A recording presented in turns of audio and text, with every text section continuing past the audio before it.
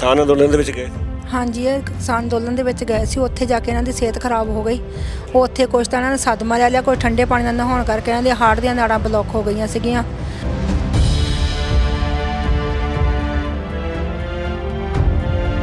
डॉक्टरां ने कहा भी तुहाडे स्टेंट पाउणा पैना है, तो बाद विच जे सानूं ऑपरेशन करना पिया तो ऑपरेशन भी करांगे। पर सरदार हुणे जिल्ले स्टेंट पाउण लगे उस टाइम ते उन्हां दी डैथ हो गई।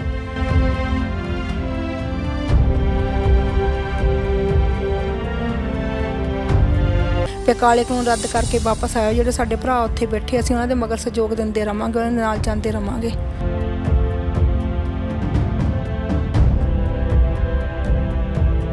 जी इस अंदोलन में शहीद होए आ ਤਾਂ उस समय उन्हों की आखिरी इच्छा यही सी कि इस अंदोलन ਨੂੰ ਜਿੱਤਿਆ ਜਾਵੇ। तो मैं उन्हों की आखिरी इच्छा ਨੂੰ पूरी ਕਰਨ वास्ते इस अंदोलन ਨੂੰ ਜਿੱਤਣ वास्ते हर संभव कोशिश करूँगा।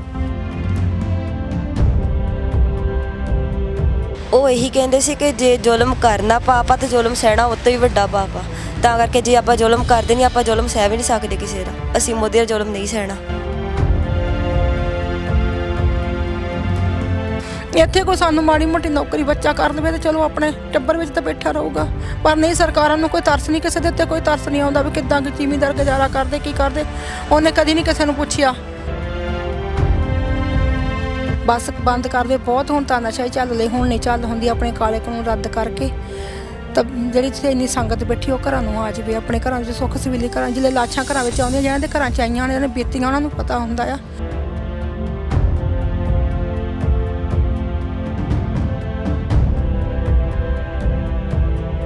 साडा ही फर्ज बनदा कि आपां भी इस अंदोलन जित के घट्टो घट्ट अपनी आउण वालीआं पीढ़ियां दा सिर उत्चा कर जाइए कि हाँ भी आपां भी इस अंदोलन जित लिया।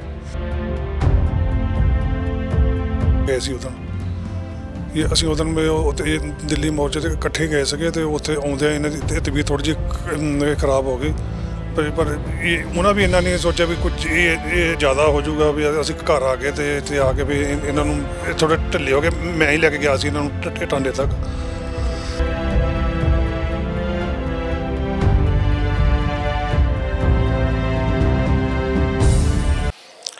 दी टीवी NRI चैनल देख रहे सारे दर्शकों को संतोष सिंह पन्नू वालों सत श्री अकाल। प्रोग्राम लैके हाजिर हाँ। ये पुत्र हट्टां ते नहीं विकदे जो किसान किसानी अंदोलन दे विच शहीदियां पा चुके ने। असी उन्होंने घरां दे विच जाके उन्होंने परिवारां दा हाल चाल पुछदे हां, जानदे हां कि किस हालात दे विच परिवार रह रहे ने। अज असी हुशियारपुर जिले दे पिंड रड़ा विखे पहुँचे हुए हैं। टांडे तो जी श्री हरगोबिंद साहब नूं सड़क जाती है उस उपर ये पिंड है। तो असीं इस वेले किसान जो शहीद होया है किसानी अंदोलन दे विच उसके घर के बाहर खड़े हाँ। तो आओ घर दे विच जाके उसके परिवार नूं मिलदे हाँ ते परिवार के हालात जानने की कोशिश करते हैं।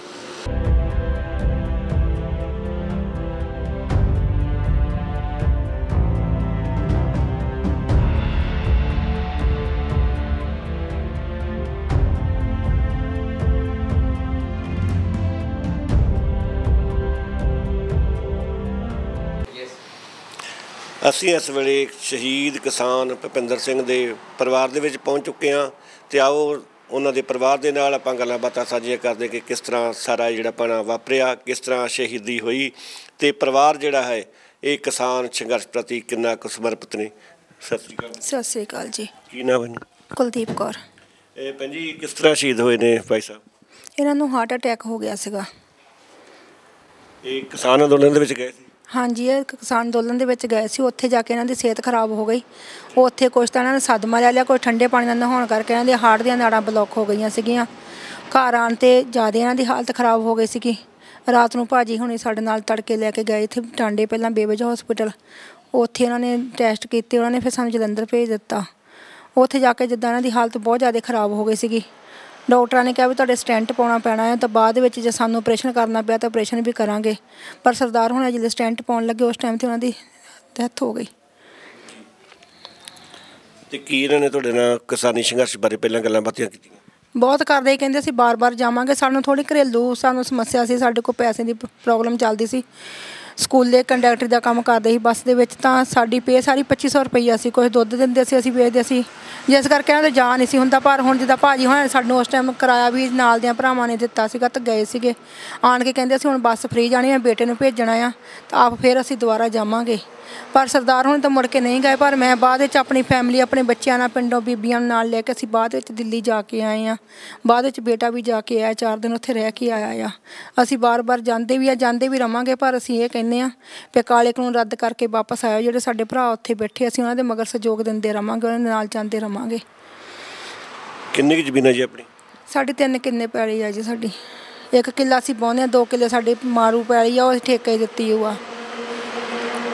ਸਾਡੇ ਕੋਲ ਸਾਧਨ ਕੋਈ ਹੈ ਨਹੀਂ ਬਹਾਈ ਦਾ। ਬੇਟਾ ਹੀ ਵਿਹਲਾ, +2 ਕਰਕੇ ਅਜੇ ਤੱਕ ਵਿਹਲਾ ਆ, ਅਤੇ ਬੇਟੀ ਤਾਂ ਅਜੇ ਤੱਕ ਪੜ੍ਹਦੀ ਆ 10ਵੀਂ ਦੇ ਵਿੱਚ। ਕੀ ਮੰਗ ਆ ਤੁਹਾਡੀ ਸਰਕਾਰ ਕੋਲ?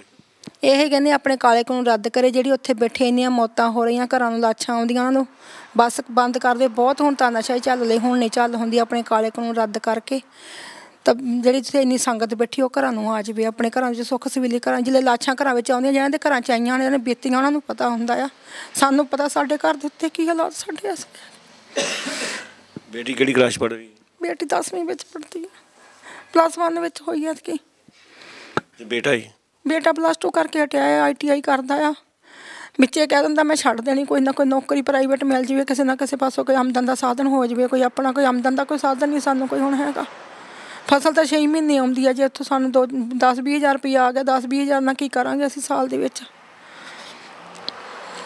ਨਹੀਂ, ਫਸਲ ਤਾਂ ਚਲੋ ਛਬਾਈ ਆਉਂਦੀ ਆ, ਪਰ ਜਿੰਨੀ ਤੁਸੀਂ ਦੱਸ ਰਹੇ ਹੋ ਵੀ ਜ਼ਮੀਨ ਹੈ ਨਹੀਂ, ਜ਼ਮੀਨ ਦੇ ਨਾਲ ਤਾਂ ਵੈਸੇ ਵੀ ਗੁਜ਼ਾਰਾ ਨਹੀਂ ਨਾ ਹੁੰਦਾ। ਕੁਛ ਨਹੀਂ ਹੁੰਦਾ ਭਾਜੀ, ਉਹ ਤਾਂ ਕੁਛ ਵੀ ਨਹੀਂ ਬਣਦਾ ਹੈਗਾ। ਉਹ ਤਾਂ ਪਹਿਲੇ ਇੰਨੇ ਕੁ ਤਾਂ ਅਸੀਂ ਪਹਿਲੇ ਖਾਦੇ ਹੁੰਦੇ ਆ ਜ਼ਿਮੀਂਦਾਰਾਂ ਨੇ, ਇੰਨਾ ਕੁ ਤਾਂ ਢੇਰ। ਹੁਣ ਆਪਾਂ ਝੋਨਾ ਲਾਉਣਾ, ਝੋਨੇ ਦੀ ਬਜਾਈ ਸਭ ਕੁਛ ਕਰਨਾ। 20 ਹਜ਼ਾਰ ਦੀ ਕਣਕ ਵੇਚੀ, ਉਹਦੇ ਵਿੱਚੋਂ ਅਸੀਂ ਕੀ ਕਰਾਂਗੇ? ਆਪਣਾ ਖਰਚਾ ਤੋਰਾਂਗੇ ਜਾਂ ਆਪਾਂ ਗਾਂ ਫਸਲ ਵੇਚਾਂਗੇ, ਬੀਜਾਂਗੇ, ਕੀ ਕਰਾਂਗੇ ਅਸੀਂ? ਬਹੁਤ ਮੁਸ਼ਕਿਲ ਹੋ ਗਿਆ ਸਾਡੇ ਵਾਸਤੇ ਤਾਂ। ਬਿਲਕੁਲ ਜੀ, ਬੜਾ ਔਖਾ ਹੁੰਦਾ ਜਦੋਂ ਕਮਾਊ ਬੰਦੇ ਨੇ ਘਰ ਦੇ ਵਿੱਚੋਂ ਤੁਰ ਜਾਂਦੇ ਨੇ, ਅਤੇ ਬੱਚਿਆਂ ਦੇ ਉੱਪਰੋਂ ਜਿਹੜਾ ਬਾਪ ਦਾ ਸਾਇਆ ਸਦਾ ਵਾਸਤੇ ਚਲਾ ਗਿਆ, ਬੱਚੇ ਜਾਂ ਪਰਿਵਾਰ ਹੀ ਜਾਣਦਾ ਹੁੰਦਾ। ਅਤੇ ਜਿਹੜੀਆਂ ਪੱਥਰ ਦਿਲ ਬਣ ਕੇ ਸਰਕਾਰਾਂ ਉੱਥੇ ਬੈਠੀਆਂ ਹੋਈਆਂ ਨੇ, ਉਹਨਾਂ ਨੂੰ ਕੀ ਪਤਾ ਕਿ ਘਰਾਂ ਦੇ ਵਿੱਚ ਕਿਸ ਤਰ੍ਹਾਂ ਜਿਹੜੇ ਸੱਥਰ ਵਿਛਦੇ ਨੇ ਅਤੇ ਉਹਨਾਂ ਦੇ ਮਾਇਨੇ ਕੀ ਨੇ। ਇਹ ਸ਼ਾਇਦ ਮੱਤ ਸਰਕਾਰ ਸੋਚੇ ਕਿ ਸ਼ਹੀਦੀਆਂ ਤੋਂ ਬਾਅਦ ਕਿਸਾਨ ਜਿਹੜੇ ਆ ਉਹ ਸ਼ਾਇਦ ਹੌਸਲਾ ਛੱਡ ਦੇਣਗੇ, ਅਤੇ ਪਰ ਕਿਸਾਨ ਜਿਹੜੇ ਆ ਉਹ ਚੜ੍ਹਦੀ ਕਲਾ ਦੇ ਵਿੱਚ ਦਿਖਾਈ ਦੇ ਰਹੇ ਨੇ। ਅਤੇ ਭੈਣ ਜੀ, ਜਿਸ ਤਰ੍ਹਾਂ ਤੁਸੀਂ ਦੱਸਿਆ ਕਿ ਤੁਸੀਂ ਉਦੋਂ ਬਾਅਦ ਵੀ ਗਏ ਹੋ, ਅਤੇ ਹੁਣ ਵੀ ਜਾਓਗੇ ਅੱਗੇ ਵਾਸਤੇ ਵੀ? ਹਾਂਜੀ, ਜ਼ਰੂਰ ਜਾਵਾਂਗੇ। ਜਿੱਦਣ ਸਾਡੇ ਭੈਣ ਭਰਾ ਸਾਡੇ ਨਾਲ ਦੇ ਬੈਠੇ, ਜਿਹੜੇ ਵੀਰੇ ਮੇਰੇ ਨਾਲ ਬੈਠੇ, ਹੁਣ ਵੀ ਕਹਿਣਗੇ ਜਿੱਦਲੇ ਜਾਣ ਨੂੰ, ਅਸੀਂ ਜ਼ਰੂਰ ਜਾਵਾਂਗੇ। ਅਸੀਂ ਜਾਣ ਨੂੰ ਹਰ ਵੇਲੇ ਤਿਆਰ ਆ। ਬੇਟਾ ਵੀ ਜਾ ਕੇ ਆਇਆ ਬਾਅਦ ਵਿੱਚ। ਅਸੀਂ ਪਹਿਲਾਂ ਫੈਮਿਲੀ ਸਮੇਤ ਗਏ, ਮੁੜ ਕੇ ਬੇਟਾ ਨਾਲ ਆਪਣੇ ਜਥੇ ਦੇ ਨਾਲ ਜਾ ਕੇ ਆਇਆ ਦੁਬਾਰਾ। ਫਿਰ ਇੱਦਾਂ ਹੀ ਅਸੀਂ ਫਿਰ ਵੀ ਜਾਂਦੇ ਰਵਾਂਗੇ। ਅਸੀਂ ਜਿੰਨੀ ਚਿਰ ਕਾਲੇ ਕਾਨੂੰਨ ਰੱਦ ਨਹੀਂ ਕਰਦਾ, ਅਸੀਂ ਘਰ ਨਹੀਂ ਬੈਠਣ ਵਾਲੇ, ਵੀ ਘਰ ਬਹਿ ਜਾਵਾਂਗੇ। ਜੇ ਸਾਡੇ ਘਰ ਵਿੱਚ ਇੱਕ ਸ਼ਹਾਦਤ ਹੋ ਗਈ ਤਾਂ ਅਸੀਂ ਘਰ ਬੈਠ ਜਾਵਾਂਗੇ। ਅਸੀਂ ਆਉਣ ਵਾਲੀ ਪੀੜ੍ਹੀ ਦਾ ਵੀ ਸੋਚਦੇ ਹਾਂ, ਗਾਂ ਬੱਚੇ ਕਿੱਥੋਂ ਖਾਣਗੇ, ਕੀ ਕਰਨਗੇ? ਪ੍ਰਦੇਸਾਂ ਵਿੱਚ ਧੱਕੇ ਖਾਂਦੇ ਬੱਚੇ, ਮਗਰੋਂ ਮਾਵਾਂ ਮੁੱਕ ਜਾਂਦੀਆਂ, ਫੇਰ ਮੁੱਕ ਜਾਂਦੇ ਆ ਬੱਚੇ। ਘਰ ਆ ਕੇ ਆਪਣੇ ਬੱਚਿਆਂ ਦੇ ਮਾਪਿਆਂ ਦੇ ਮੂੰਹ ਦੇਖਣ ਜੋਗੇ ਵੀ ਨਹੀਂ ਰਹਿੰਦੇ। ਸਾਡੀ ਭੈਣ ਸਾਡੇ ਮਗਰੋਂ ਮੁੱਕੀ ਆ, ਉਹਦੇ ਬੇਟਿਆਂ ਨੇ ਮੂੰਹ ਵੀ ਨਹੀਂ ਦੇਖਿਆ ਆਪਣੀ ਮਾਂ ਦਾ ਆਣ ਕੇ। ਜੇ ਪ੍ਰਦੇਸਾਂ ਨੂੰ ਪੁੱਤ ਤੁਰ ਜਾਂਦੇ, ਆਪਣੇ ਮਾਪੇ ਦੇ ਮੂੰਹ ਵੀ ਨਹੀਂ ਦੇਖ ਸਕਦੇ ਹੈਗੇ। ਅਸੀਂ ਨਹੀਂ ਚਾਹੁੰਦੇ ਸਾਡਾ ਬੇਟਾ ਪ੍ਰਦੇਸਾਂ ਵਿੱਚ ਜਾ ਕੇ ਧੱਕੇ ਖਾਵੇ। ਜਿੱਲੇ ਮੈਨੂੰ ਕੁਛ ਹੋਵੇ, ਮੇਰਾ ਬੇਟਾ ਆਣ ਕੇ ਮੂੰਹ ਵੀ ਨਾ ਦੇਖ ਸਕੇ ਆਣ ਕੇ। ਇੱਥੇ ਕੋਈ ਸਾਨੂੰ ਮਾੜੀ ਮੋਟੀ ਨੌਕਰੀ ਬੱਚਾ ਕਰ ਲਵੇ ਤਾਂ ਚਲੋ ਆਪਣੇ ਟੱਬਰ ਵਿੱਚ ਤਾਂ ਬੈਠਾ ਰਹੂਗਾ। ਪਰ ਨਹੀਂ, ਸਰਕਾਰਾਂ ਨੂੰ ਕੋਈ ਤਰਸ ਨਹੀਂ, ਕਿਸੇ ਦੇ ਉੱਤੇ ਕੋਈ ਤਰਸ ਨਹੀਂ ਆਉਂਦਾ ਵੀ ਕਿੱਦਾਂ ਜ਼ਿਮੀਂਦਾਰ ਗੁਜ਼ਾਰਾ ਕਰਦੇ, ਕੀ ਕਰਦੇ। ਉਹਨੇ ਕਦੀ ਨਹੀਂ ਕਿਸੇ ਨੂੰ ਪੁੱਛਿਆ ਜੀ। ਵੈਸੇ ਸਰਕਾਰ ਨੇ ਐਲਾਨ ਕੀਤਾ ਹੋਇਆ ਕਿ ਜਿਹੜੇ ਸ਼ਹੀਦ ਕਿਸਾਨ ਪਰਿਵਾਰ ਨੇ, ਉਹਨਾਂ ਨੂੰ ਦੇ ਪਰਿਵਾਰ 'ਚ ਇੱਕ ਨੂੰ ਸਰਕਾਰੀ ਨੌਕਰੀ ਦਿੱਤੀ ਜਾਊਗੀ। ਅਜੇ ਤੱਕ ਸਾਡੇ ਕੋਲ ਕੋਈ ਨਹੀਂ, ਇਸ ਬਾਰੇ ਕੋਈ ਨੌਲੇਜ ਨਹੀਂ, ਕੋਈ ਸਾਨੂੰ ਜਾਣਕਾਰੀ ਨਹੀਂ ਅਜੇ ਤੱਕ ਕੋਈ ਵੀ ਮਿਲੀ ਹੈਗੀ ਕਿ ਨੌਕਰੀ ਮਿਲੂਗੀ, ਕੀ ਹੋਊਗਾ, ਸਾਨੂੰ ਕੋਈ ਪਤਾ ਨਹੀਂ ਗਾ। ਹਾਲ ਦੀ ਘੜੀ ਤਾਂ ਅਸੀਂ ਉੱਦੇ ਵਿਹਲੇ ਬੈਠੇ ਹਾਂ। ਬਿਲਕੁਲ ਜੀ, ਬੜਾ ਔਖਾ ਸਮਾਂ ਹੁੰਦਾ, ਬੜਾ ਔਖਾ ਟਾਈਮ ਹੁੰਦਾ ਜਦੋਂ ਸਰਕਾਰਾਂ ਵੀ ਬਾਹਾਂ ਨਾ ਫੜਨ ਅਤੇ ਪਰਿਵਾਰਾਂ ਦੇ ਕੋਲ ਇੰਨੀ ਜ਼ਮੀਨ ਜਾਇਦਾਦ ਵੀ ਨਾ ਹੋਵੇ ਜਿਹਦੇ ਨਾਲ ਬੱਚੇ ਪੜ੍ਹਾ ਸਕਣ। ਕਿਉਂਕਿ ਭਾਵੇਂ ਕੋਈ ਵੀ ਮਾਂ ਬਾਪ ਗਰੀਬ ਆ ਅਤੇ ਭਾਵੇਂ ਅਮੀਰ ਆ, ਉਹਦੀ ਹਮੇਸ਼ਾ ਹੀ ਚਾਹਨਾ ਹੁੰਦੀ ਆ ਕਿ ਉਹਨਾਂ ਦੇ ਬੱਚੇ ਪੜ੍ਹ ਲਿਖ ਕੇ ਚੰਗੇ ਥਾਵਾਂ 'ਤੇ ਪਹੁੰਚ ਜਾਣ, ਵਿਦੇਸ਼ਾਂ ਦੇ ਵਿੱਚ ਜਾਂ ਕਿਸੇ ਚੰਗੇ ਥਾਂ 'ਤੇ ਜਾ ਕੇ ਸੈਟਲ ਹੋ ਜਾਣ। ਪਰ ਜਦੋਂ ਇਹ ਕਿਸਾਨ ਇਸ ਤਰ੍ਹਾਂ ਸ਼ਹੀਦ ਹੋ ਗਏ ਨੇ, ਬੜਾ ਔਖਾ ਹੋਇਆ ਪਿਆ ਉਹਨਾਂ ਨੂੰ, ਪਰਿਵਾਰਾਂ ਨੂੰ ਚਲਾਉਣਾ। ਅਤੇ ਉਹਨਾਂ ਦਾ ਬੇਟਾ ਸ਼ਹੀਦ ਕਿਸਾਨ ਭੁਪਿੰਦਰ ਸਿੰਘ ਦਾ ਅਤੇ ਬੇਟੀ ਵੀ ਸਾਡੇ ਨਾਲ ਇਸ ਵੇਲੇ ਹਾਜ਼ਰ ਆ। ਆਪਾਂ ਉਹਨਾਂ ਦੇ ਨਾਲ ਵੀ ਵਿਚਾਰ ਸਾਂਝੇ ਕਰਨ ਦੀ ਗੱਲਬਾਤ ਕਰਦੇ ਹਾਂ। ਆਪਦੇ ਪਿਤਾ ਦੀਆਂ ਉਹ ਕਿਸ ਤਰ੍ਹਾਂ ਉਹਨਾਂ ਨੇ ਆਪਣੇ ਮਨ ਦੇ ਵਿੱਚ ਯਾਦਾਂ ਸਾਂਭ ਕੇ ਰੱਖੀਆਂ ਹੋਈਆਂ ਨੇ, ਇਹ ਵੀ ਗੱਲਬਾਤ ਆਪਾਂ ਉਹਨਾਂ ਦੇ ਨਾਲ ਕਰਦੇ ਹਾਂ। ਸਤਿ ਸ਼੍ਰੀ ਅਕਾਲ। ਸਤਿ ਸ਼੍ਰੀ ਅਕਾਲ ਜੀ। ਕੀ ਨਾਂ ਜੀ ਆਪਣਾ? ਮੇਰਾ ਨਾਂ ਹੈ ਚਰਨਜੀਤ ਸਿੰਘ ਜੀ। ਚਰਨਜੀਤ ਸਿੰਘ ਜੀ, ਤੁਹਾਡਾ ਪਿਤਾ ਜਿਹੜਾ ਕਿਸਾਨੀ ਸੰਘਰਸ਼ ਦੇ ਵਿੱਚ ਸ਼ਹੀਦ ਹੋ ਗਿਆ ਵਾ, ਅਤੇ ਮਗਰੋਂ ਕਿਸ ਤਰ੍ਹਾਂ ਤੁਸੀਂ ਪਰਿਵਾਰ ਨੂੰ ਚਲਾਓਗੇ? ਦੇਖੋ ਜੀ, ਫਿਲਹਾਲ ਤਾਂ ਅਜੇ ਤੱਕ ਤਾਂ ਕੋਈ ਆਮਦਨ ਦਾ ਸਾਧਨ ਹੈ ਨਹੀਂ ਗਾ, ਪਰ ਪਰਿਵਾਰ ਨੂੰ ਚਲਾਉਣੀ ਬਹੁਤ ਵੱਡੀ ਜ਼ਿੰਮੇਵਾਰੀ ਹੁੰਦੀ ਆ। ਜੋ ਮੇਰੇ ਤੋਂ ਸ਼ੁਰੂ ਬਣੂਗਾ, ਜਿੱਥੇ ਤੱਕ ਮੈਂ ਕੋਸ਼ਿਸ਼ ਕਰ ਸਕਦਾ, ਹਰ ਅਸੰਭਵ ਕੋਸ਼ਿਸ਼ ਕਰਕੇ ਆਪਣੇ ਪਰਿਵਾਰ ਨੂੰ ਚਲਾਉਣ ਦੀ ਕੋਸ਼ਿਸ਼ ਕਰੂੰਗਾ। ਪਰਮਾਤਮਾ ਦੇ ਅੱਗੇ ਅਰਦਾਸ ਕਰਦਾ ਕਿ ਪਰਮਾਤਮਾ ਮੈਨੂੰ ਆਪਣਾ ਪਰਿਵਾਰ ਸਾਂਭਣ ਦਾ ਬਲ ਬਖਸ਼ੇ। ਤੁਸੀਂ ਬਾਅਦ 'ਚ ਕਿਸਾਨੀ ਸੰਘਰਸ਼ ਵਿੱਚ ਜਾ ਕੇ ਆਏ ਹੋ, ਅਤੇ ਕਿਸ ਤਰ੍ਹਾਂ ਤੁਹਾਨੂੰ ਲੱਗਿਆ ਵੀ ਜਿਹੜਾ ਕਿਸਾਨੀ ਸੰਘਰਸ਼ ਹੈ, ਕਿ ਤੁਹਾਨੂੰ ਵਿਸ਼ਵਾਸ ਹੈ ਕਿ ਹਰ ਹਾਲ ਜਿੱਤੂਗਾ? ਹਾਂਜੀ ਬਿਲਕੁਲ ਜੀ, ਵਿਸ਼ਵਾਸ ਦੇ ਨਾਲ ਹੀ ਆਪਾਂ ਜਾਂਦੇ ਹਾਂ, ਅੱਗੇ ਵੀ ਜਾਂਦੇ ਰਹਾਂਗੇ। ਸਾਨੂੰ ਯਕੀਨ ਆਪਾਂ ਅੰਦੋਲਨ ਜਿੱਤ ਕੇ ਆਵਾਂਗੇ। ਸਾਡੇ ਮਨ ਦੇ ਵਿੱਚ ਦੇਖੋ ਜੀ, ਮੇਰੇ ਪਿਤਾ ਜੀ ਇਸ ਅੰਦੋਲਨ ਵਿੱਚ ਸ਼ਹੀਦ ਹੋਏ ਆ, ਤਾਂ ਉਸ ਸਮੇਂ ਉਹਨਾਂ ਦੀ ਆਖਰੀ ਇੱਛਾ ਇਹ ਸੀ ਕਿ ਇਸ ਅੰਦੋਲਨ ਨੂੰ ਜਿੱਤਿਆ ਜਾਵੇ, ਅਤੇ ਮੈਂ ਉਹਨਾਂ ਦੀ ਆਖਰੀ ਇੱਛਾ ਨੂੰ ਪੂਰੀ ਕਰਨ ਵਾਸਤੇ, ਇਸ ਅੰਦੋਲਨ ਨੂੰ ਜਿੱਤਣ ਵਾਸਤੇ ਹਰ ਸੰਭਵ ਕੋਸ਼ਿਸ਼ ਕਰੂੰਗਾ।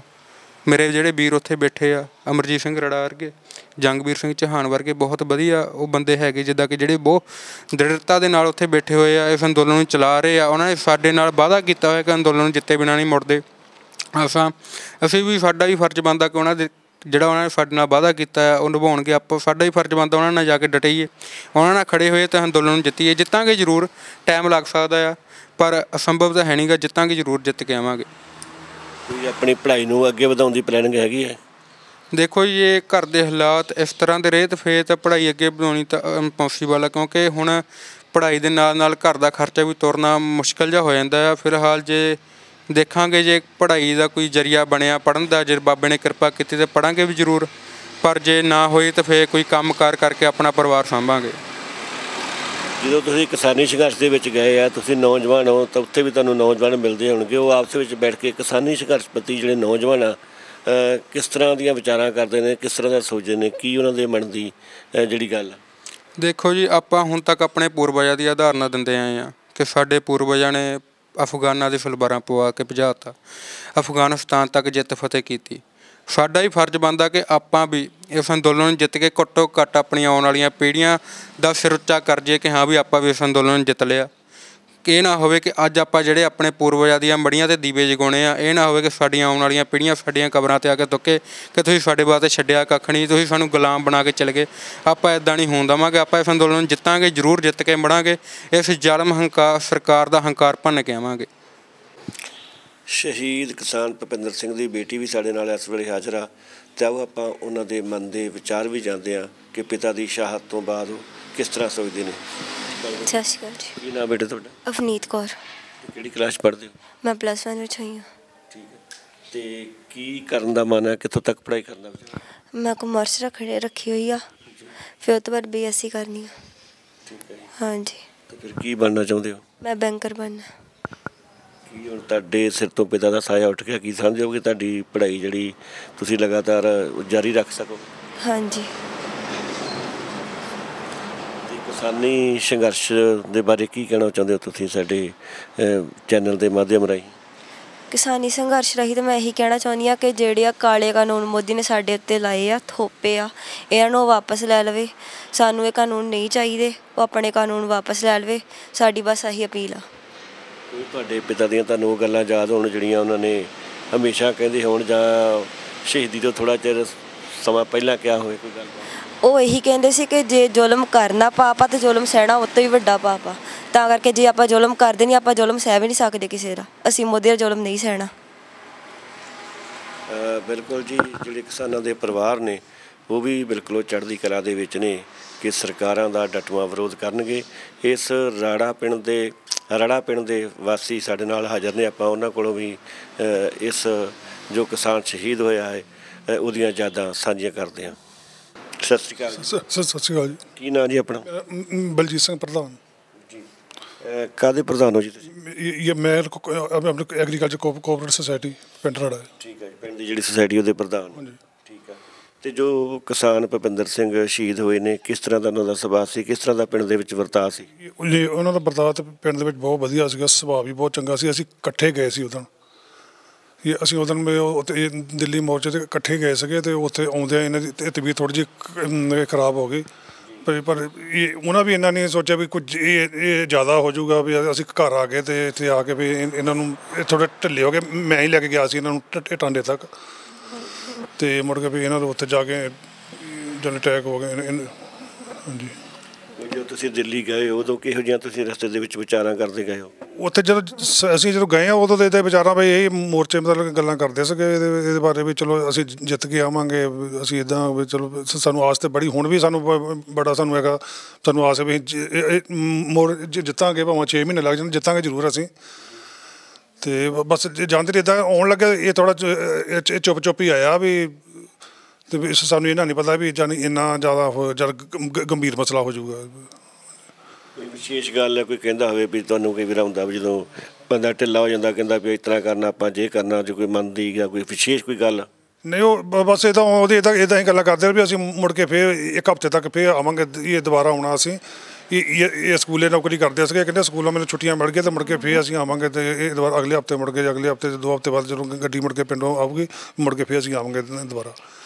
ਅਤੇ ਕੀ ਇਹਦੀ ਸ਼ਹੀਦੀ ਦੇ ਨਾਲ ਕੋਈ ਪਿੰਡ ਦੇ ਲੋਕਾਂ ਦੇ ਵਿੱਚ ਜਿਹੜੇ ਦਿੱਲੀ ਬਾਰਡਰ 'ਤੇ ਜਾਂਦੇ ਸੀਗੇ ਕੋਈ ਮਨਾਂ ਦੇ ਵਿੱਚ ਫਰਕ ਤਾਂ ਨਹੀਂ, ਕੋਈ ਡਰ ਤਾਂ ਨਹੀਂ ਪੈਦਾ ਹੋਇਆ? ਨਹੀਂ, ਇੱਦਾਂ ਦਾ ਕੋਈ ਨਹੀਂ। ਉਸ ਤੋਂ ਬਾਅਦ ਅਸੀਂ ਜਦੋਂ ਅਸੀਂ ਗਏ ਅਸੀਂ ਸਾਡਾ ਇਹ ਤੀਸਰਾ ਗਰੁੱਪ ਗਿਆ ਸੀਗਾ ਗੱਡੀ 'ਚ। ਉਸ ਤੋਂ ਬਾਅਦ ਫਿਰ ਅਸੀਂ 4-5 ਵਾਰੀ ਹੋਰ ਸਾਡੇ ਜਿਹੜੇ ਗਰੁੱਪ ਬਾਅਦ 'ਚ ਗਏ ਆ, ਉਹ ਜੋ ਕੋਈ ਘਟਿਆ ਨਹੀਂਗਾ ਵੀ ਇੱਦਾਂ ਦਾ ਕੋਈ ਮਨ ਦੇ ਵਿੱਚ ਇੱਦਾਂ ਕੋਈ ਡਰ ਨਹੀਂ ਪੈਦਾ ਹੋਇਆ, ਸਮਾਂ ਜੋਸ਼ ਹੀ ਆਇਆ। ਤੁਸੀਂ ਕੀ ਸਮਝਦੇ ਹੋ ਕਿ ਸਰਕਾਰ ਨੂੰ ਕੀ ਕਰਨਾ ਚਾਹੀਦਾ, ਇਹਨਾਂ ਦੇ ਪਰਿਵਾਰ ਦੇ ਵਾਸਤੇ ਕਿਹੋ ਜਿਹੀ ਜਿਹੜੀਆਂ ਸਹਾਇਤਾ ਕਰਨੀ ਚਾਹੀਦੀ ਹੈ? ਉਹ ਤਾਂ ਦੇਖੋ ਜੀ ਕੈਪਟਨ ਸਾਹਿਬ ਨੇ ਐਲਾਨ ਕੀਤਾ ਸੀਗਾ ਵੀ ਇਹਨਾਂ ਦੇ ਬੇਟਿਆਂ ਨੂੰ ਨੌਕਰੀ ਦੇਵਾਂਗੇ ਜਾਂ ਜੋ ਇਹ ਇਮਦਾਦ ਕਰਾਂਗੇ, ਪਰ ਉਹ ਹਾਲੇ ਤੱਕ ਇਹਨਾਂ ਤੱਕ ਪਹੁੰਚੀ ਨਹੀਂ ਗਈ। ਉਹ ਅਸੀਂ ਸਰਕਾਰ ਕੋਲ ਇਹੀ ਮੰਗ ਕਰਨੀ ਚਾਹੁੰਦੇ ਹਾਂ ਵੀ ਜੋ ਉਹਨਾਂ ਵਾਅਦਾ ਕੀਤਾ ਉਹ ਪੂਰਾ ਕਰਨ, ਅਤੇ ਇਹਨਾਂ ਦਾ ਵੀ ਰੋਜੀ ਰੋਟੀ ਦਾ ਸਾਧਨ ਇਹ ਚੱਲਦਾ ਰਹੇ ਇਹਨਾਂ ਦੇ ਘਰ ਦਾ। ਪਿੰਡ ਰੜਾ ਦੇ ਨੌਜਵਾਨ ਵੀ ਸਾਡੇ ਨਾਲ ਹਾਜ਼ਰ ਆ, ਆਪਾਂ ਕਿਸਾਨੀ ਸੰਘਰਸ਼ ਪ੍ਰਤੀ ਉਹਨਾਂ ਦੇ ਕੀ ਵਿਚਾਰ ਨੇ ਉਹ ਵੀ ਜਾਣਨ ਦੀ ਕੋਸ਼ਿਸ਼ ਕਰਦੇ ਹਾਂ। ਸਤਿ ਸ਼੍ਰੀ ਅਕਾਲ ਜੀ। ਸਤਿ ਸ਼੍ਰੀ ਅਕਾਲ ਜੀ। ਕੀ ਨਾਂ ਜੀ ਆਪਣਾ? ਮੈਂ ਜੀ ਬਲਜੀਤ ਸਿੰਘ, ਸਾਬਕਾ ਮੈਂਬਰ ਪੰਚਾਇਤ ਪਿੰਡ ਰੜਾ ਤੋਂ ਜੀ। ਹਾਂਜੀ। ਅਤੇ ਤੁਸੀਂ ਨੌਜਵਾਨ ਹੋ ਅਤੇ ਜਿਹੜਾ ਕਿਸਾਨ ਸੰਘਰਸ਼ ਚੱਲ ਰਿਹਾ, ਕਈ ਵਾਰ ਇਹ ਵੀ ਸ਼ੰਕੇ ਜਤਾਏ ਜਾ ਰਹੇ ਨੇ ਕਿ ਜਿਹੜੀ ਹੁਣ ਕਰੋਨਾ ਦੀ ਬਿਮਾਰੀ ਆ ਉਹ ਕਿਸਾਨੀ ਸੰਘਰਸ਼ ਨੂੰ ਮਤਲਬ ਉਠਾਉਣ ਦੇ ਵਾਸਤੇ ਹੀ ਜਿਹੜਾ ਇੰਨਾ ਸਾਰਾ ਕੁਛ ਕੀਤਾ ਜਾ ਰਿਹਾ। ਬਿਲਕੁਲ ਜੀ, ਇਹ ਸਰਕਾਰ ਦੀ ਬੜੀ ਤਗੜੀ ਪਾਲਿਸੀ ਆ ਜੀ। ਆਪਰੇਸ਼ਨ ਕਲੀਨ ਦੇ ਨਾਂ 'ਤੇ ਹੇਠ 'ਤੇ ਇਹ ਡਰਾਮਾ ਰਚ ਰਹੇ ਆ ਵੀ ਕਰੋਨਾ ਦਾ ਰੌਲਾ ਪਾ ਕੇ ਅਤੇ ਉੱਥੇ ਉਹਨਾਂ ਦੀ ਟੈਸਟਿੰਗ ਕਰਕੇ, ਅਤੇ ਜਦੋਂ ਸਰਕਾਰ ਇਹਨਾਂ ਦੀ ਆ, ਸਾਰੇ ਬੰਦੇ ਵੀ ਇਹਨਾਂ ਦੇ, ਹੈਲਥ ਵਰਕਰ ਵੀ ਇਹਨਾਂ ਦੇ ਹੋਣੇ ਆ, ਅਤੇ ਸਾਰਿਆਂ ਨੂੰ ਪੋਜ਼ੀਟਿਵ ਕੱਢ ਕੇ ਇਹਨਾਂ ਦਾ ਉੱਥੋਂ ਥਿਊਰੀ ਇਹੋ ਹੀ ਆ ਵੀ ਲੋਕਡਾਊਨ, ਪ੍ਰੋਪਰ ਲੋਕਡਾਊਨ ਕਰਕੇ, ਇੰਟਰਨੈੱਟ ਸੇਵਾਵਾਂ ਬੰਦ ਕਰਕੇ ਵੀ ਕਿਸਾਨੀ ਅੰਦੋਲਨ ਨੂੰ ਉੱਥੋਂ ਖਦੇਣ ਦੀ। ਇਹ ਤਾਂ ਭਲੀ ਭਾਂਤ ਕਿਸਾਨ ਅੰਦੋਲਨ ਨੂੰ, ਸੰਯੁਕਤ ਕਿਸਾਨ ਮੋਰਚੇ ਨੂੰ ਭਲੀ ਭਾਂਤ ਜਾਣੂ ਆ ਜੀ। ਅਤੇ ਪਰ ਇੱਦਾਂ ਦੀ ਨੌਬਤ ਜਿਹੜੀ ਆ ਉਹ ਹੋਣ ਨਹੀਂ ਦੇਣੀ। ਕਿਸਾਨਾਂ ਨੇ ਮਰ ਸਕਦੇ ਆ ਉੱਥੋਂ, ਜਿੱਤੇ ਤੋਂ ਬਗੈਰ ਉੱਥੋਂ ਜੀ ਆਉਣਾ ਜਿਹੜਾ ਉਹ ਸੰਭਵ ਨਹੀਂ। ਹਾਂਜੀ। ਅਤੇ ਕੁਛ ਤਾਂ ਸਰਕਾਰ ਨੇ ਇਸ ਪ੍ਰਤੀ ਕੀਤਾ ਵੀ ਹੋਇਆ, ਜਿਵੇਂ ਇੰਟਰਨੈੱਟ ਸੇਵਾਵਾਂ, ਕੁਝ ਜਿਹੜੇ ਮਤਲਬ ਪੇਜ ਸੀਗੇ ਚੱਲਦੇ ਕਿਸਾਨੀ ਸੰਘਰਸ਼ ਦੇ ਨਾਲ ਸੰਬੰਧਿਤ, ਜਿਹੜਾ ਸੰਯੁਕਤ ਮੋਰਚਾ ਸੀ ਉਹਦੇ ਵੀ ਉਹ ਬੰਦ ਵੀ ਕੀਤੇ ਹੋਏ ਨੇ। ਹਾਂਜੀ, 26 ਜਨਵਰੀ ਦੇ ਆਸ-ਪਾਸ ਲਗਭਗ ਕੋਈ 15 ਦਿਨ ਉੱਥੇ ਇੰਟਰਨੈੱਟ ਸੇਵਾਵਾਂ ਬੰਦ ਕੀਤੀਆਂ ਰਹੀਆਂ ਜੀ। ਸਰਕਾਰ ਦੀ ਜਿਹੜੀ 26 ਜਨਵਰੀ ਦਾ ਪ੍ਰੋਗਰਾਮ ਸੀਗਾ ਉਹ ਵੀ ਸਰਕਾਰ ਦੀ ਆਪਣੀ ਜਿਹੜੀ ਮਨ ਘੜਤ ਉਹਨਾਂ ਦੀ ਪ੍ਰੋਗਰਾਮ ਸਾਰਾ ਜਿਹੜਾ ਉਹ ਦਿੱਲੀ ਦੇ ਲਾਲ ਕਿਲ੍ਹੇ ਵਾਲਾ ਸਾਰਾ ਸਰਕਾਰ ਦਾ ਰਚਿਆ ਹੋਇਆ ਡਰਾਮਾ ਸੀਗਾ ਜੀ। ਉਹ ਇਹ ਜਾਣ ਬੁੱਝ ਕੇ ਸਰਦਾਰ ਨੇ ਜਿਹੜਾ ਰਿੰਗ ਰੋਡ ਜਿਹੜਾ ਆਊਟ ਸਾਨੂੰ ਦਿੱਤਾ ਹੋਇਆ ਸੀਗਾ, ਅਸੀਂ ਉੱਧਰ ਨੂੰ ਜਾਣ ਦੀ ਬਜਾਏ ਸਾਨੂੰ ਅਗਲੇ ਬੰਨੇ ਇਹਨਾਂ ਨੇ ਰਸਤੇ ਜਿਹੜੇ ਉਹ ਬਲੌਕ ਕਰਕੇ ਜਿਹੜਾ ਰਿੰਗ ਰੋਡ ਇਨ ਸੀਗਾ ਉਹ ਖੋਲ੍ਹ ਦਿੱਤਾ ਜਾਵੇ, ਜੋ ਕਿ ਜਿਹੜੇ ਕਿਸਾਨ ਆ ਵੱਧ ਤੋਂ ਵੱਧ ਦਿੱਲੀ ਦੇ ਵਿੱਚ ਅੰਦਰ ਐਂਟਰ ਹੋਣ ਅਤੇ ਉੱਥੇ ਕੁਛ ਨਾ ਕੁਛ ਹਿੰਸਾ ਹੋਵੇ। ਪਰ ਸਾਡੇ ਜਿਹੜੇ ਕਿਸਾਨ ਵੀਰ ਉਹ ਬਹੁਤ ਸਿਆਣੇ ਸੀਗੇ, ਉਹਨਾਂ ਨੇ ਇਹਨਾਂ ਦੀ ਜਿਹੜੀ ਸਾਜ਼ਿਸ਼ ਉਹ ਨਾਕਾਮ ਕਰ ਦਿੱਤੀ। ਅਤੇ ਬਾਕੀ ਇਹ ਆ ਵੀ ਉਹ ਜਿਹੜਾ ਮੋਰਚਾ ਆ ਉਹ ਵਾਹਿਗੁਰੂ ਦੀ ਕਿਰਪਾ ਦੇ ਨਾਲ ਚੜ੍ਹਦੀ ਕਲਾ ਦੇ ਵਿੱਚ ਆ। ਅੱਜ ਵੀ ਉੱਥੇ ਬਹੁਤ ਰਸ਼ ਆ। ਬਾਕੀ ਸਾਡੇ ਪਿੰਡ ਦੀ ਜਿਹੜੀ ਸਭ ਤੋਂ ਵੱਡੀ ਪ੍ਰਾਪਤੀ ਇਹ ਆ ਵੀ ਸਾਡੇ ਪਿੰਡ ਦਾ ਉੱਥੇ ਬਹੁਤ ਵੱਡਾ ਯੋਗਦਾਨ ਆ। ਆਪਣੇ ਅਮਰਜੀਤ ਸਿੰਘ ਰੜਾ ਜੀ ਜਿਹੜੇ ਉੱਥੇ ਮੇਨ ਅਤੇ ਆਪਣੇ ਪ੍ਰਧਾਨ ਜਿਹੜੇ ਆਪਣੇ ਦੁਆਬਾ ਕਿਸਾਨ ਕਮੇਟੀ ਦੇ ਜੰਗਵੀਰ ਸਿੰਘ ਚੌਹਾਨ ਉੱਥੇ ਮੋਹਲੀ ਕਤਾਰ ਦੇ ਵਿੱਚ ਕੰਮ ਕਰ ਰਹੇ ਆ। ਅਤੇ ਬਾਕੀ ਸਾਡੇ ਪਿੰਡੋਂ ਵੀ ਬਹੁਤ ਜ਼ਿਆਦਾ ਸਹਿਯੋਗ ਆਪਣੇ ਸਰਦਾਰ ਭੁਪਿੰਦਰ ਸਿੰਘ ਹੁਣੀ ਜਿਹੜੇ ਆ ਇਹ ਤੀਜੇ ਜਥੇ ਦੇ ਵਿੱਚ ਸਾਡੇ ਨਾਲ ਗਏ ਸੀਗੇ। ਤਕਰੀਬਨ ਦੇ ਨਾਲ 11-12 ਜਥੇ ਸਾਡੇ ਪਿੰਡੋਂ ਅਸੀਂ ਪ੍ਰੋਪਰ ਆਪਣੀਆਂ ਗੱਡੀਆਂ, ਟੈਂਪੋ ਟਰੈਵਲ ਵਗੈਰਾ ਆਪਣੇ ਖਰਚੇ ਦੇ ਉੱਤੇ ਪਿੰਡ ਦੇ ਸਹਿਯੋਗ ਨਾਲ ਤੇ ਆਪਣੇ NRI ਵੀਰਾਂ ਦਾ ਸਾਨੂੰ ਬਹੁਤ ਸਹਿਯੋਗ ਆ। NRI ਵੀਰਾਂ ਦੇ ਸਹਿਯੋਗ ਦੇ ਨਾਲ ਅਸੀਂ ਉੱਥੇ ਲਗਭਗ ਤਕਰੀਬਨ ਦੇ ਨਾਲ ਕੋਈ 10-15 ਦਿਨਾਂ ਬਾਅਦ ਇੱਕ ਗੱਡੀ ਅਸੀਂ ਭਰ ਕੇ ਖੜੀ ਦੀ ਆ। ਹੁਣ ਵੀ ਅਸੀਂ ਆਪਣੇ ਪਿੰਡ ਵੱਲੋਂ ਸਾਰੇ ਕਿਸਾਨ ਵੀਰਾਂ ਨੂੰ ਅਪੀਲ ਕੀਤੀ ਸੀਗੀ, ਅਸੀਂ ਗੁਰਦੁਆਰਾ ਸਾਹਿਬ ਕਣਕ ਇਕੱਠੀ ਕੀਤੀ ਆ, ਅਸੀਂ ਹੁਣ ਉੱਥੇ ਟਰਾਲੀ ਭਰ ਕੇ ਤੇ ਹੋਰ ਵੀ ਆਪਣੇ ਪਿੰਡ ਆ ਸਵਾਜਪੁਰ ਤੇ ਮਾਨਪੁਰ 5-7 ਪਿੰਡ ਹੈਗੇ ਆ, ਅਸੀਂ ਲਗਭਗ ਕੋਈ 1-2 ਟਰਾਲੀਆਂ ਕਣਕ ਦੀਆਂ ਇਕੱਠੀਆਂ ਕਰਕੇ ਉੱਥੇ ਸੰਯੁਕਤ ਕਿਸਾਨ ਮੋਰਚੇ ਦੇ ਵਿੱਚ ਪਹੁੰਚਾ ਰਹੇ ਹਾਂ ਜੀ। ਕਈਆਂ ਪਿੰਡਾਂ ਦੇ ਵਿੱਚ ਬਹੁਤ ਸਾਰੇ ਹੀ ਜਾਣਦੇ ਆ ਕਿ ਕਿਸਾਨਾਂ ਦੇ ਝੰਡੇ ਲੱਗੇ ਹੁੰਦੇ ਆ, ਕਾਲੇ ਝੰਡੇ ਲਾਏ ਆ, ਕਿਸਾਨ ਜਥੇਬੰਦੀ ਦੇ ਝੰਡੇ ਲਾਏ। ਤੁਹਾਡੇ ਪਿੰਡ ਦੇ ਹਾਲਾਤ ਕਿਹੋ ਜਿਹੇ ਨੇ? ਹਾਂਜੀ, ਸਾਡੇ ਪਿੰਡ ਦੇ ਹਾਲਾਤ ਜਿਹੜੇ ਬਹੁਤ ਚੜ੍ਹਦੀ ਕਲਾ ਦੇ ਵਿੱਚ, ਦੇਖੋ ਸਾਰੇ ਪਿੰਡ ਦੇ ਵਿੱਚ ਤੁਸੀਂ ਮਾਰ ਸਕਦੇ ਆ, ਸਾਰੇ ਕਿਸਾਨ ਜਥੇਬੰਦੀਆਂ ਦੇ ਝੰਡੇ ਜਿਹੜੇ ਪ੍ਰੋਪਰ ਆਪਣੇ ਕੋਠਿਆਂ ਦੇ ਉੱਤੇ ਲੱਗੇ ਹੋਏ ਆ ਤੇ ਕਿਸਾਨ ਚੜ੍ਹਦੀ ਕਲਾ ਦੇ ਵਿੱਚ ਆ। ਇੱਦਾਂ ਦੀ ਕੋਈ ਗੱਲ ਨਹੀਂ, ਸਰਕਾਰਾਂ ਜੋ ਮਰਜ਼ੀ ਡਰਾਮੇ ਕਰੀ ਜਾਣ ਪਰ ਇਹ ਕਿਸਾਨਾਂ ਨੂੰ ਭੈਭੀਤ ਨਹੀਂ ਕਰ ਸਕਦੀਆਂ। ਹਾਂਜੀ ਬਿਲਕੁਲ ਜੀ, ਕਿਸਾਨਾਂ ਨੂੰ ਭੈਭੀਤ ਨਹੀਂ ਕੀਤਾ ਜਾ ਸਕਦਾ ਕਿਉਂਕਿ ਕਿਸਾਨ ਤਾਂ ਮਿੱਟੀ 'ਚ ਜੰਮਦੇ ਆ, ਮਿੱਟੀ 'ਚ ਪਲਦੇ ਨੇ ਅਤੇ ਮਿੱਟੀ ਦੇ ਨਾਲ ਮਿੱਟੀ ਹੋਏ ਰਹਿੰਦੇ ਨੇ ਅਤੇ ਰੋਜ਼ ਹੀ ਉਹਨਾਂ ਦਾ ਸੱਪਾਂ ਦੀਆਂ ਸਿਰੀਆਂ ਵਿੱਧ ਕੇ ਜਿਹੜੀ ਫਸਲ ਪੈਦਾ ਕਰਨੀ ਹੁੰਦੀ ਆ ਅਤੇ ਇਸ ਕਰਕੇ ਬੜੇ ਕਠਿਨ ਹਾਲਾਤਾਂ ਦੇ ਵਿੱਚੋਂ ਕਿਸਾਨ ਲੰਘਦੇ ਨੇ ਅਤੇ ਐਡੀ ਛੇਤੀ ਉਹ ਹੌਸਲਾ ਹਾਰਨ ਵਾਲੇ ਨਹੀਂ ਗੇ। ਅਤੇ ਆਓ ਫਿਰ ਇੱਕ ਵਾਰ ਗੱਲਬਾਤ ਕਰਦੇ ਹਾਂ ਭੁਪਿੰਦਰ ਸਿੰਘ ਜੀ ਦੀ ਪਤਨੀ ਦੇ ਨਾਲ, ਕੁਝ ਗੱਲਾਂ ਜਿਹੜੀਆਂ ਆਪਣੀਆਂ ਰਹਿ ਗਈਆਂ ਸੀਗੀਆਂ। ਭੈਣ ਜੀ, ਮੈਂ ਜਾਣਨਾ ਚਾਹੁੰਦਾ ਕਿ ਰੋਜ਼ਮर्रा ਦੀ ਜਿਹੜੀ ਜ਼ਿੰਦਗੀ ਦੇ ਵਿੱਚ, ਕਿਉਂਕਿ ਪਤੀ ਪਤਨੀ ਦਾ ਸਾਥ ਹੀ ਇਸ ਤਰ੍ਹਾਂ ਹੁੰਦਾ ਹੈ, ਇਹ ਜਿਹੜੀਆਂ ਯਾਦਾਂ ਤਾਂ ਸਦਾ ਵਾਸਤੇ ਬਣੀਆਂ ਰਹਿਣੀਆਂ ਨੇ, ਅਤੇ ਹੁਣ ਕਿਸ ਤਰ੍ਹਾਂ ਦਾ ਤੁਸੀਂ ਕੰਮ ਧੰਦਾ ਕਰਦੇ ਹੋ ਅਤੇ ਕਿਸ ਤਰ੍ਹਾਂ ਦੀ ਉਹਦੀ ਜਿਹੜੀ ਘਾਟ ਆ ਮਹਿਸੂਸ ਕਰ ਰਹੇ ਹੋ? ਘਾਟ ਤਾਂ ਬਹੁਤ ਜ਼ਿਆਦਾ ਮਹਿਸੂਸ ਹੁੰਦੀ ਆ ਕਿਉਂਕਿ ਬੱਚਿਆਂ ਦਾ ਸਾਰਾ ਇਸ ਟਾਈਮ 'ਤੇ ਬੱਚਿਆਂ ਨੂੰ ਬਾਪ ਦੀ ਜ਼ਿਆਦਾ ਜ਼ਰੂਰਤ ਹੁੰਦੀ ਆ, ਬੱਚਿਆਂ ਨੂੰ ਡਰ ਹੁੰਦਾ ਆ। ਪਰ ਚਲੋ ਬੱਚੇ ਸਾਡੇ ਬਹੁਤ ਲਾਇਕ ਆ, ਪਿੰਡ ਸਾਡਾ ਬਹੁਤ ਚੰਗਾ, ਸਾਡਾ ਬਹੁਤ ਸਹਿਯੋਗ ਦਿੰਦਾ। ਬੱਚਾ ਕਦੇ ਗਲਤ ਪਾਸੇ ਜਾਵੇ ਉਹਨੂੰ ਟੋਕਦੇ ਆ, ਪਿੰਡ ਦੇ ਬਜ਼ੁਰਗ ਜਿਹੜੇ ਸਾਡੇ ਸਿਆਣੇ ਆ, ਸਾਡੇ ਭਰਾ ਸਾਡੇ ਨਾਲ ਸਹਿਮਤ ਆ। ਰੋਜ਼ਮर्रा ਦਾ ਖਰਚਾ ਸਾਡਾ ਕੁਛ ਇੱਦਾਂ ਹੀ ਆ, ਅਸੀਂ ਚਲੋ ਆਪਣਾ ਟਾਈਮ ਪਾਸ ਕਰਦੇ ਹਾਂ। ਅਤੇ ਜਿਸ ਤਰ੍ਹਾਂ ਬੇਟੀ ਨੇ ਕਿਹਾ ਕਿ ਉਹ ਤਾਂ ਬੈਂਕ ਦੇ ਵਿੱਚ ਮੈਨੇਜਰ ਬਣਨਾ ਚਾਹੁੰਦੇ ਆ, ਅਤੇ ਉਹਦੀ ਫਿਰ ਪੜ੍ਹਾਈ ਵਾਸਤੇ ਕਿਸ ਤਰ੍ਹਾਂ ਜਿਹੜੇ ਸਾਰਾ ਇਹ ਖਰਚੇ ਚੱਲਣਗੇ? ਪੜ੍ਹਾਈ ਦਾ ਇੱਦਾਂ, ਪਹਿਲਾਂ ਤਾਂ ਸਾਡਾ ਜਿੱਥੇ ਸਰਦਾਰ ਹੋਣੀ ਸਰਵਿਸ ਕਰਦੇ ਸੀ, ਪ੍ਰਾਈਵੇਟ ਨੌਕਰੀ ਕਰਦੇ ਸੀ, ਉਹਨਾਂ ਨੇ +2 ਤੱਕ ਇਹਦਾ ਜਿਹੜਾ ਪੜ੍ਹਾਈ ਦਾ ਖਰਚਾ ਸਾਰਾ ਫਰੀ ਕੀਤਾ ਆ। SPPS ਕੌਨਵੈਂਟ ਸਕੂਲ ਬੇਗੋ ਵਾਲੇ ਆ, ਉਹਨਾਂ ਨੇ ਸਾਰਾ ਖਰਚਾ ਫਰੀ ਕੀਤਾ। ਹੁਣ ਇਸ ਸਾਲ ਵੀ ਅਸੀਂ ਉਹਨਾਂ ਨਾਲ ਗੱਲ ਕੀਤੀ, ਉਹ ਕਹਿੰਦੇ ਅਸੀਂ ਕੋਈ ਪੈਸਾ ਨਹੀਂ ਲਵਾਂਗੇ। ਗਾਂ ਸਾਡੇ ਚਲੋ ਦੇਖੋ NRI ਵੀਰ ਕਹਿੰਦੇ ਅਸੀਂ ਤੁਹਾਡੀ ਹੈਲਪ ਕਰਾਂਗੇ, ਨਾ ਕਰਨਗੇ ਤਾਂ ਅਸੀਂ ਇੱਕ ਪਾਸੇ ਸਾਡਾ ਥੋੜ੍ਹਾ ਜਿਹਾ ਥਾਂ ਅੱਗੇ ਹੈਗਾ, ਅਸੀਂ ਪਹਿਲਾਂ ਵੀ ਕਿੱਲਾ ਇੱਕ ਵੇਚ ਕੇ ਆਪਣੇ ਮਕਾਨ ਖੜ੍ਹੇ ਕੀਤੇ ਸੀ, ਹੁਣ ਵੀ ਸਾਡਾ 2 ਕਨਾਲ ਦਾ ਥਾਂ ਹੈਗਾ, ਅਸੀਂ ਉਹ ਵੇਚ ਕੇ ਆਪਣੀ ਬੱਚੀ ਦਾ, ਇਹਦੇ ਪਾਪਾ ਦਾ ਸੁਪਨਾ ਸੀ ਵੀ ਬੇਟੀ ਨੂੰ ਅਸੀਂ ਪੈਰਾਂ 'ਤੇ ਖੜੀ ਕਰਨਾ ਆ। ਹੁਣ ਵੀ ਸਾਡਾ ਏਮ ਇਹ ਹੀ ਆ, ਅਸੀਂ ਆਪਣੇ ਘਰ ਦਾ ਗੁਜ਼ਾਰਾ ਜਿੱਦਾਂ ਵੀ ਹੋਊਗਾ ਕਰਾਂਗੇ, ਆਪਣੀ ਬੇਟੀ ਨੂੰ ਪੈਰਾਂ 'ਤੇ ਖੜੀ ਜ਼ਰੂਰ ਕਰਾਂਗੇ। ਭਰਾ ਉਹਦਾ ਵੀ ਇਹ ਹੀ ਆ ਵੀ ਮੈਂ ਆਪਣੇ ਪਾਪਾ ਦੇ ਜੋ ਵੀ ਸਾਡੇ ਪਾਪਾ ਨੇ ਸੋਚਿਆ ਸੀ ਭੈਣ ਬਾਰੇ ਉਹ ਪੂਰਾ ਕਰੂਗਾ। ਬਿਲਕੁਲ ਜੀ, ਇਸ ਪਰਿਵਾਰ ਵੱਲੋਂ ਜਿਹੜੀ ਇਹਨਾਂ ਦੀ ਖਾਹਿਸ਼ ਆ ਕਿ ਇਹਨਾਂ ਦੇ ਬੱਚੇ ਪੜ੍ਹ ਲਿਖ ਕੇ ਬੇਟੀ ਇਹਨਾਂ ਦੀ ਅੱਗੇ ਵਧੇ, ਅਤੇ ਜੇ ਕਿਸੇ ਪਾਸਿਓਂ ਨਹੀਂ ਵੀ ਸਹਾਇਤਾ ਹੁੰਦੀ ਕਿ ਜਿਹੜੀ ਆਪਣੀ ਜ਼ਮੀਨ ਆ ਉਹ ਵੇਚ ਕੇ ਵੀ ਬੇਟੀ ਦੇ ਬੇਟੇ ਨੂੰ ਪੜ੍ਹਾਉਣ ਦੀ ਕੋਸ਼ਿਸ਼ ਕਰਨਗੇ। ਸੋ ਬੜੇ ਕਠਿਨ ਹਾਲਾਤਾਂ ਦੇ ਵਿੱਚੋਂ ਜਿਹੜਾ ਪਰਿਵਾਰ ਆ ਲੰਘ ਰਿਹਾ। ਸੋ ਸਾਡੀ ਵੀ ਸਾਰਿਆਂ ਨੂੰ ਅਪੀਲ ਬੇਨਤੀ ਹੈ ਕਿ ਜਿਹੜੇ ਅਜਿਹੇ ਪਰਿਵਾਰ ਨੇ ਉਹਨਾਂ ਦੀ ਜਿਹੜੀ ਸਾਰ ਆ ਲੈਣੀ ਚਾਹੀਦੀ ਆ। ਸਰਕਾਰਾਂ ਨੂੰ ਵੀ ਜਿਸ ਤਰ੍ਹਾਂ ਸਰਕਾਰ ਨੇ ਕਿਹਾ ਵੀ ਸੀ ਕਿ ਅਸੀਂ ਇਹ ਪਰਿਵਾਰ ਦੇ ਇੱਕ ਜੀ ਨੂੰ ਸਰਕਾਰੀ ਨੌਕਰੀ ਦੇਵਾਂਗੇ, ਅਤੇ ਸਰਕਾਰ ਨੂੰ ਤੁਰੰਤ ਜਿਹੜੀ ਇਹ ਕਾਰਵਾਈ ਆ ਕਰਨੀ ਚਾਹੀਦੀ ਹੈ। ਅਤੇ ਇਸ ਪਰਿਵਾਰ ਦੇ ਵਿੱਚ ਵੀ ਜੇ ਇਹਨਾਂ ਦੇ ਬੇਟੇ ਨੂੰ ਸਰਕਾਰੀ ਨੌਕਰੀ ਮਿਲ ਜਾਂਦੀ ਆ ਅਤੇ ਜਿਹੜੇ ਪਰਿਵਾਰ ਦੇ ਹਾਲਾਤ ਆ ਉਹ ਬਦਲ ਸਕਦੇ ਨੇ।